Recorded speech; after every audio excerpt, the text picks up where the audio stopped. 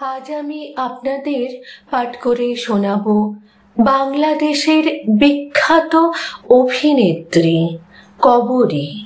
তিনি কিভাবে মীনা পাল থেকে হয়ে উঠেছিলেন নায়িকা কবরী, সেই কাহিনী আমি আজকে আপনাদের সামনে তুলে ধরব।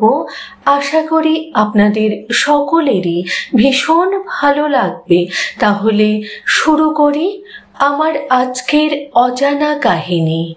নায়িকা কবরী কিভাবে হয়ে উঠেছিলেন। 1964 সাল। প্রখ্যাত চলচ্চিত্রকার সুভাষ দত্ত তাঁর পরিচালিত প্রথম ছবি সুতরাং। ছবিতে পরাণে দোলা দিল এই কোন ভোমরা গানের মাধ্যমে মাত্র 13 বছরের এক কিশোরীকে নায়িকা হিসেবে দর্শকদের কাছে পরিচিতি করান। প্রথম ছবিতেই বাজিমাত খেতাব পেলেন। মিষ্টি মেয়ের কিশোরী মীনা পালকে রাতারাতি অভিনেত্রী কবরী হিসেবে প্রতিষ্ঠা করেছিল।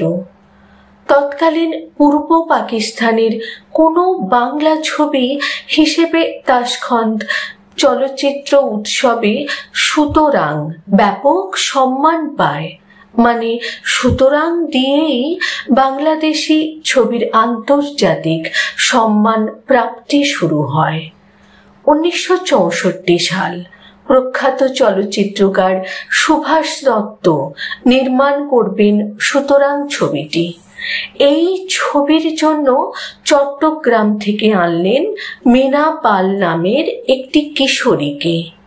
সুতরাং ছবিতে অভিনয় করতে গিয়ে মীনা পালের ফিল্মে নাম হয়ে গেল কবরী। সুতরাং মুক্তি পেলে এই ছবি এবং ছবির নায়িকা হিসেবে কবরী দেশ বিদেশে প্রশংসিত হবেন। তারপর জনপ্রিয় নায়িকা হিসেবে চলচ্চিত্র দুনিয়ায় কবরীর শুধুই দুর্বার গতিতে এগিয়ে চলা শুরু হলো। একদিকে দক্ষ অভিনয়, অন্যদিকে মনকাড়া হাসি দিয়ে সহজেই তিনি দর্শক মন হরণ করেন। তাই দর্শক তাকে মিষ্টি মেয়ে কবরী আখ্যা দিতে ভোলেননি। উর্দু ছবির ভিড়ে বাংলা চলচ্চিত্রের নায়িকা হিসেবে আস্থাভাজন হয়ে ওঠেন কবরী। জনপ্রিয় সিনেমা সাত ভাই চম্পা, অরুণ বরুণ কিরণমালা, নীল আকাশের নিচে, ঢেউয়ের পরে ঢেউ, আবির্ভাব, দর্পচূর্ণ, দ্বীপ নিভে যায়, বিনিময়, আপন পর, কত যে মিনতি, ময়নামতি দিয়ে স্বাধীনতা পূর্ব বাংলা চলচ্চিত্রে হয়ে ওঠেন সবচেয়ে জনপ্রিয় নায়িকা। খ্যাতনামা পরিচালক জহির রায়হানের উর্দু ছবি বাহানাতেও নায়িকা ছিলেন কবরী। সম্প্রতি এক সাক্ষাৎকারে কবরী নিজের সম্পর্কে বলতে গিয়ে বলেছিলেন, তখন আমার বয়স মাত্র 13 বছর, ক্লাস 6-এ পড়ি। সুভাষ দত্ত একটা কিশোরীর ভূমিকার জন্য খুঁজে আমাকে পেয়ে যান। সাংস্কৃতিক পরিবারে মানুষ হয়েছি। মা পুঁথি পড়তেন, ভাই বোনেরা নাচতেন গাইতেন, ছোট ভাই তবলা বাজাতেন, আমি নাচ করতাম। তবে আগে কোনোদিন অভিনয় করিনি। যখন অফার পেলাম তখন বাবা খুবই উৎসাহিত করলেন। মা দিতে চাননি, তিনি বললেন ওর পড়াশোনা নষ্ট হয়ে যাবে।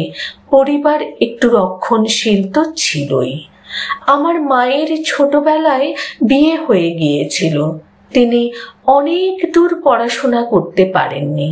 তাই তাঁর খুব শখ ছিল মেয়েকে অনেক দূর পড়াবেন। আমি সুভাষ দত্ত, ফজলে লোহানী, খান আতা, জহির রাহান থেকে অভিনয় শিখেছি। এখন তো সেরকম শিক্ষকও নেই। বলা হয় নায়করাজ রাজ্জাক চলচ্চিত্রের নীল আকাশের নিচে সদর্পে বিচরণ করতে পেরেছেন কবরীর মতো নায়িকা পেয়েছেন বলে। মিয়া ভাই খ্যাত ফারুক চলচ্চিত্রের নীল দরিয়ায়ও নাও চালিয়ে সফল হয়েছিলেন কবরীকে পাশে পেয়েছিলেন বলে। বুলবুল আহমেদের কেরিয়ারেও সবচেয়ে জনপ্রিয় নায়িকা কবরী। চিত্রনায়ক রিয়াজের কাছে তিনি চিরসবুজ নায়িকা।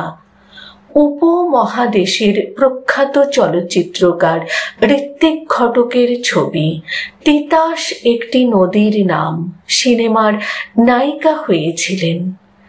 দেশ স্বাধীন হওয়ার পর আবারও চলচ্চিত্রে অভিনয় শুরু করেন কবরী। শতাধিক ছবিতে অভিনয় করেছিলেন তিনি।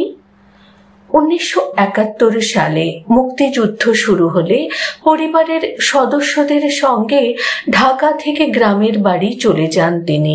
সেখান থেকে পাড়ি জমান ভারতে। কলকাতায় গিয়ে মুক্তিযুদ্ধের পক্ষে জনমত সৃষ্টি করতে বিভিন্ন সভা সমিতি ও অনুষ্ঠানে বক্তৃতা এবং বিভিন্ন সাংস্কৃতিক অনুষ্ঠানে যোগ দেন কবরী। তখনকার স্মৃতি স্মরণ করে একবার কবরী বলেছিলেন, সেখানকার এক অনুষ্ঠানে বাংলাদেশের অবস্থার কথা তুলে ধরেছিলাম, কিভাবে আমি মা বাবা ভাই বোন আত্মীয় স্বজন সবাইকে ছেড়ে এক কাপড়ে পালিয়ে সেখানে পৌঁছেছি সে কথা বলেছিলাম। সেখানে গিয়ে তাদের মাধ্যমে বিশ্ববাসীর কাছে আমাদের দেশকে সাহায্যের আবেদন করি। কবরী শেষ জীবনে ছিলেন চলচ্চিত্র পরিচালক ও রাজনীতিবিদ। তিনি বিংশ শতাব্দীর 60 ও 70-এর দশকের বাংলাদেশের অন্যতম জনপ্রিয় চলচ্চিত্রের নায়িকা ছিলেন। চট্টগ্রামের বোয়ালখালীতে জন্ম সারাহা বেগম কবরীর।